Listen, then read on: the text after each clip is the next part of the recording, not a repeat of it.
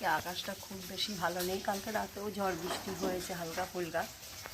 রোদ তো দেখা যাচ্ছে না, মাঝে মাঝে একটু একটু দেখা যাচ্ছে রোদ। গুড মর্নিং ফ্রেন্ড, এই রান্না বান্না চলছে। আজকে দাদাবাবু তাড়াতাড়ি কাজে যাবে, আজকে তাড়াতাড়ি রান্নাবান্না করতে, কিন্তু কালকেও এখন তো প্রায় ঝড় বৃষ্টি হবে, কবে হবে কখন হবে কি বলা মুশকিল। ঝড় বৃষ্টি হবে একবেলা না একবেলা। কালকেও ঝড় হয়েছে, বৃষ্টিটা কম হয়েছে, ঝড়টা বেশি হয়েছে।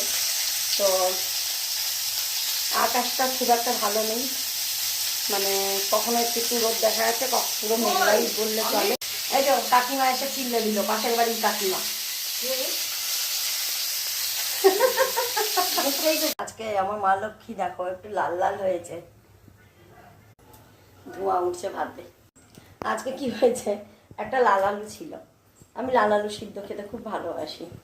তো থাকলেই একদিন বাদে বাদে হোক বা রোজই হোক, একদিন বাদে বাদেই বেশিরভাগ আমি লাল আলুটা সিদ্ধ করে খাই। একটা করে হোক দুটো করে, ছোটো ছোটো হলে দুটো দিই, এক বড় হলে একটা সিদ্ধ আলু দিয়ে খাই, শুধুই খাই।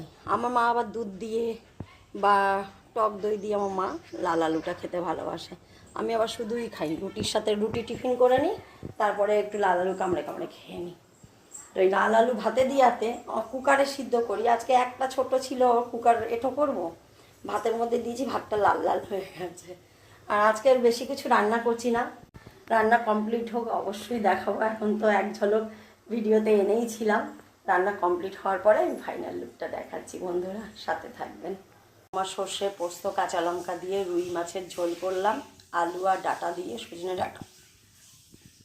আর এখানে এই যে কচুরলতি, ওই যে কাকিমা এসেছিলো, কাকিমা একটু নিল, দে কচুরলতি আমিও খাবো। আমি এইভাবেও করি, আদা রসুন শুকনো লঙ্কা বেটে, টমেটো দিয়ে, পেঁয়াজ দিয়ে, আর কখনো ওই ভাজা করি, কখনো কখনো পেঁয়াজ লঙ্কা রসুন কালো জিরে সব দিয়ে কচুরলতি ভাজাও করি। আবার কখনো কখনো এরকমও করি।